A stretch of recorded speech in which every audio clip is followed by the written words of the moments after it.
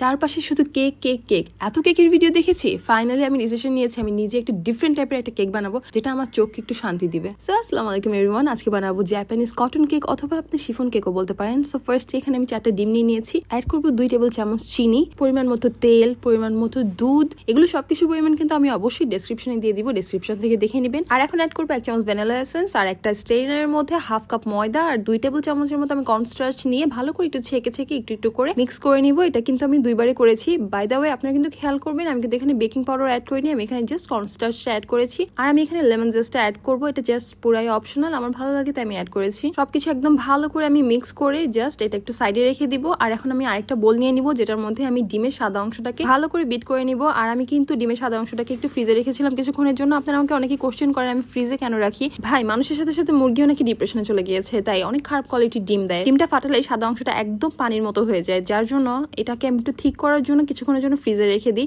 So এখানে আমি বাকি যে চিনিটা ছিল ওইটাও আমি অ্যাড করে দিয়েছি। আর এখানে কিন্তু আমি লেবুর রসও অ্যাড করেছি, অলমোস্ট 1 টেবিল চামচের মতো অ্যাড করেছি, একটু বেশি অ্যাড করেছি। আপনারা চাইলে 1 চা চামচ অ্যাড করতে পারেন। সো এখন যে ব্যাটারটা মেখে রেখেছিলাম আমি, ওইটার সাথে বিট করা এগটাকে আমি জাস্ট সুন্দর করে আলতো হাতে, যারা কেক বানাতে জানেন তারা তো জানেনি, খুবই আলতো হাতে এটাকে মিক্স করতে হয়। আর আমি আমার পেজে কিন্তু একটা রিল আপলোড করেছিলাম এটা কেকের। সো ওই কেকটা আর এই কেকটা কিন্তু সেম না, ওইটা আমি বেকিং পাউডার দিয়ে বানিয়েছিলাম। ওই কেকটা কিন্তু বেক করার সময় অনেকটাই ফুলে ওঠে, পরে কিন্তু বেক করা শেষ হয়ে গেলে বের করে আনার সাথে সাথে অনেকটাই ছোট হয়ে যায় কেকটা। সো কেকটাকে ভালো করে মিক্স করার পর আমি 8 ইঞ্চির একটা মোল্ডের মধ্যে পুরোটাকে ঢেলে দিয়ে একটু ট্যাপ ট্যাপ করে তারপরে ওভেনের মধ্যে আমি 150 থেকে 55 ডিগ্রি সেলসিয়াস তাপমাত্রায় অলমোস্ট 70 থেকে 80 মিনিট পর্যন্ত এটাকে আমি বেক করব। একটা ট্রের মধ্যে পানি দিয়ে, পানিটাকে আমি আগে থেকে প্রিহিট করে রেখেছিলাম 5 মিনিটের জন্য। তারপরে আমি কেকটাকে ওই পানিটার উপরে বসিয়েছিলাম। সো এই তো আমার কেকটা কি সুন্দরভাবে হয়ে গিয়েছে, আর কালারটা যে কি সুন্দর আসছে। আমি যদি এটাকে ফ্ল্যাট 8 ইঞ্চির মোল্ডে না দিয়ে যদি একটু ছোট 6 ইঞ্চি বা 7 ইঞ্চির কোনো মোল্ডে দিতাম, তাহলে কিন্তু জিনিসটা আরো উঁচু হতো।